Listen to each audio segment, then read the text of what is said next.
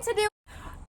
Okay, I have no intentions of ever filming a video like this, obviously. We're doing this. I went back and forth about whether or not I should film this, but I decided I am just going to do it because when life gives you lemons, you make a YouTube video about it. The last storytime video I did was with Callie, whenever we dealt with that Karen at the gym. If you guys haven't seen that video, we actually dealt with a real Karen, not the character Karen, like it was a real Karen. So if you missed that video, I will have it linked in the description box below. But today I'm going to be doing my own story time, and as you guys can tell by the title and the thumbnail, this story is about how my phone got stolen. And this is very fresh in my brain. I was going to wait to film this video for a little while just because I've been so busy. I've been going on a lot of trips recently, and so I've been just running errands all day. This literally happened 2 days ago, like less than 2 days ago. Since I'm spilling some tea, I actually just placed a DoorDash order for strawberry boba tea, and it's gonna be here in 5 minutes. So in the middle of the video, I might interrupt myself and go grab that because I love boba tea. It's like my favorite thing ever. But okay, anyways, I'm just gonna dive right into this. So this whole fiasco took place on Sunday, August 31st. Me and my two best friends, Allie and Haley, were getting home from a girls trip. We were in Atlanta, Georgia for a football game. You know, like it's so good to get away, but then it's also so good to get home as well. I was very excited to get home. Maybe a little too excited. Bear with me. So anyways, we finally land in Pittsburgh. The flight wasn't super long, but again, we were all just really tired and ready to get back to normal life. So we land at the Pittsburgh airport and we all go to the bathroom because I feel like that's just what you do when you land anywhere. Like, I don't know about you guys, but I hate peeing on the plane. It's just awkward. It gives the same energy as like if you are in the middle of class and you cough and then everyone watches you, or if like everyone is in the middle of taking a test and you get up and ask to go to the bathroom and you just feel like it's embarrassing and everyone's staring at you. Yeah, it's that same sort of energy. So anyway, yeah, we all go to the bathroom and you know, nothing out of the ordinary. All was well. But then me and my friend Allie called an Uber so we could get back home from the airport, and we got one within literally 2 minutes. This Uber driver got to us like that. Like, it was so fast. And I actually remember saying out loud to Allie, I was like, oh my gosh, this is going really smooth. Thank goodness, because just the whole morning was very chaotic and crazy, just in like small ways. So I specifically remember saying like, oh my God, this is amazing. Like, this almost seems too good to be true. So I was very happy. I thought things were going great until they weren't. So Allie and I are in the Uber. We're talking about our next trip we're going on because actually, as I'm filming this, we have a trip planned to go to the Mall of America in Minnesota literally in 2 days. So we were talking about that, and then all of a sudden I sort of had this realization that it had been a while since I felt my phone vibrate or since I checked my notifications. So I start, you know, looking for my phone. And I noticed that my purse seemed a bit lighter than normal. And so I kind of panic a little bit, but I'm like, oh my God, there's no way that I left my phone anywhere. I never do that. Literally, I never leave anything anywhere. Knock on. This video is sponsored by Juicy Drop. So I got on this Juicy Drop candy right here, and I have to complete this massive obby. But if I win it,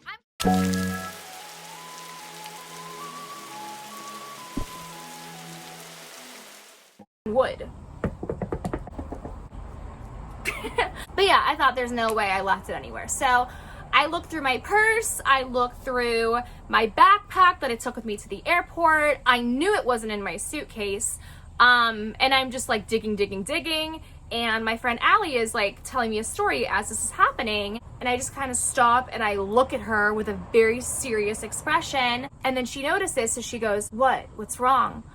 I said, so I don't think I have my phone with me. Like, I left it somewhere. And she's like, wait, are you serious? So she goes to call me and, you know, I didn't have it, so obviously it didn't ring. So then she checks my location. Thank God she has it. So she checks my location and she goes, yep, it's at the airport. So in this moment, I'm like panicking, but a part of me was also a little bit calm because I'm like, okay, it's gonna be a pain. I don't know how we're gonna get through security again to get upstairs where the phone is, but like, at least it's still in the airport. I wasn't too concerned yet. I was gonna say like, oh, I'm gonna call my mom, but then I realized I couldn't call my mom because I didn't have my phone. So I was telling my friend Allie, I'm like, could I use your phone to call my mom because I'm gonna have her come with me to go back to the airport, because like I couldn't have the Uber driver turn around. But the Uber driver had overheard our conversation and he was like, hey, like I can turn around, we're only like 10 minutes away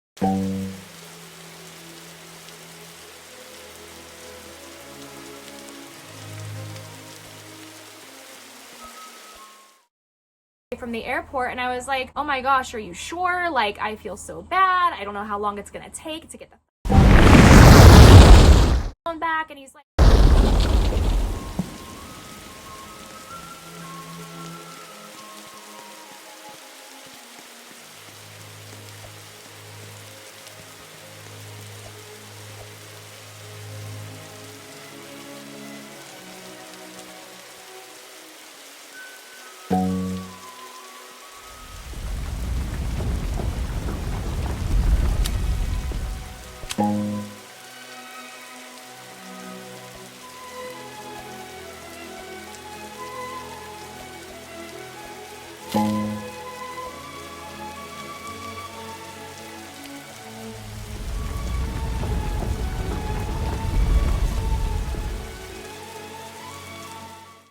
oh yeah, like no worries. If it were me, I would want my Uber driver to turn around. I was like, oh my God, thank you so much. Like we just kept asking him like, what do we owe you? Thank you, thank you, thank you. And he said like, oh, you know, don't worry about it. Give me a nice tip and we'll call it even. And so we were just like, thank you so much.